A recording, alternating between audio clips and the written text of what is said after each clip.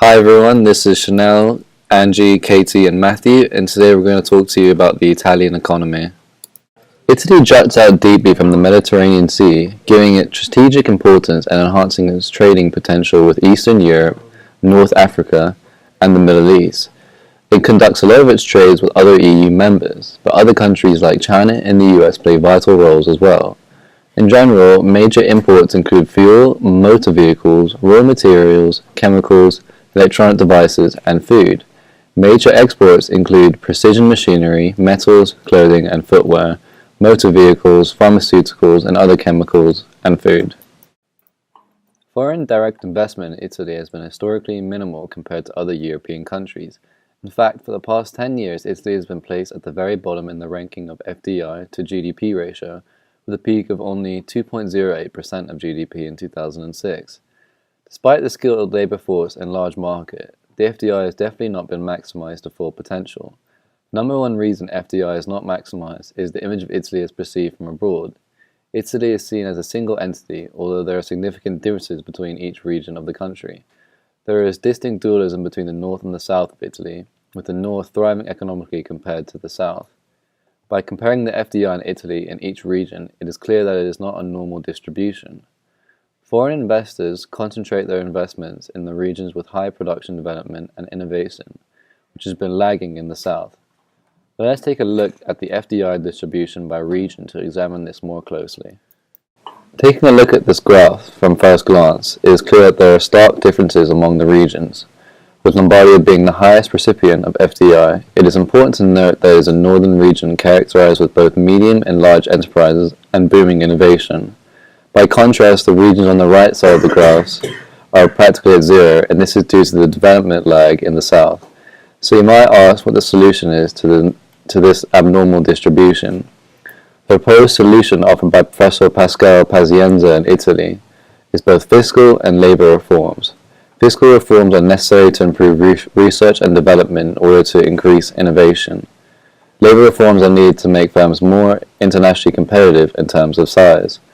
With larger, more innovative enterprises in Italy, combined with existing skilled labor force, foreign direct investment inflow is sure to increase. Italy historically has discouraged migration. For example, the Legge Bossi-Fini was passed by the Italian Parliament in 2002. It essentially tightened the norms for helping illegal immigrants, encouraged forced deportation, and made it much harder for illegal immigrants to even come close to entering Italy. It also set strict rules and requirements for immigrant workers to meet in order to continue to work in Italy. The Northern League, a conservative anti-immigration political party in Italy, has committed to blocking illegal immigration and is quite vocal with its views that are at times demeaning and derogatory. More recently, in 2012, Italy established a quota for seasonal workers in order to limit the number of workers from non-EU countries. Finally, with the turmoil in places like Libya, Syria, and Tunisia, it has been forced to deal with more illegal immigrants than in the past. However, it has attempted to deter migrants by doing things like offering the Tunisian coastal patrol equipment and money to keep better watch of immigrants attempting to cross the border and enter countries like Italy. Italy has noted that it is unprepared for surges of these North African and Middle Eastern migrants on its coasts, and over the past year specifically, has turned to the EU for assistance and guidance in the matter. One large issue for the Italian economy is the North and South divide. Historically, Italy has been an economically divided country. The South has a much lower unemployment rate than the northern parts of Italy. It is not surprising that internal migration has occurred from southern Italy to northern Italy. This, especially in the 1950s to the 1960s when it occurred on a large scale, redistributed labor from where it was abundant and cheap to where it was scarce and well paid. Italy has experienced emigration as well, particularly in the early 20th century, as right now it faces more immigration than immigration. For example, continued poverty in southern Italy caused mass emigration between 1901 and 1913, mainly to North and South America. Half of the people who emigrated returned, bringing money with them, while others sent back regular payments that contributed to the local economy. Italy is known for a strong sense of loyalty and family bonds, so it's not surprising family members continue to help each other and Italy's economy, even when they left. Presently, Italy doesn't have many barriers to trade. Its Membership in the EU primarily accounts for this. EU members in general have a low average tariff rate and few non-tariff barriers to trade. Currently, tariffs on agricultural imports is Italy's most significant barrier to trade. However, in the past, there are many instances of a variety of barriers to trade. For example, the Italian government would offer subsidies to southern Italian firms, which was meant to provide a form of support and an incentive for firms to move to and help the southern Italian economy.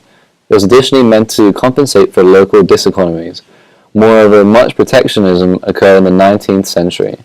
There was a rise of the strong protectionist lobby linked to powerful steel and naval interests, and it tended to help cotton manufacturers as well as the wheat, wool, textile, and steel industries. Italy decided to join the European Union in 1999, and they are one of the first countries to make up the EU.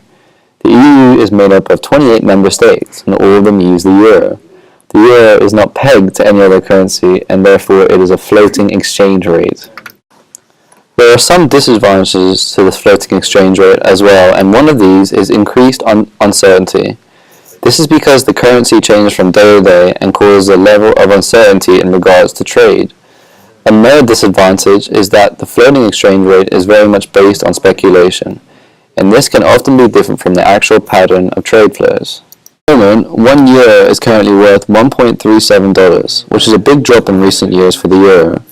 There was also a drop of 15% against the Chinese yuan, 19% against the Japanese yen, and 9% against the US dollar since the start of 2010.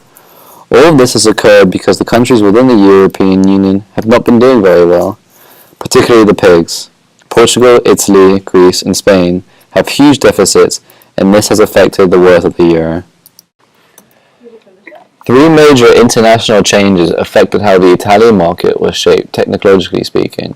The first was the introduction of the euro in the Italian market as the primary monetary unit. The second change was globalization, the integration of the real and financial markets on a global scale. Finally, the third change was an increase in information communication technology, allowing for more communication and advancement in the market.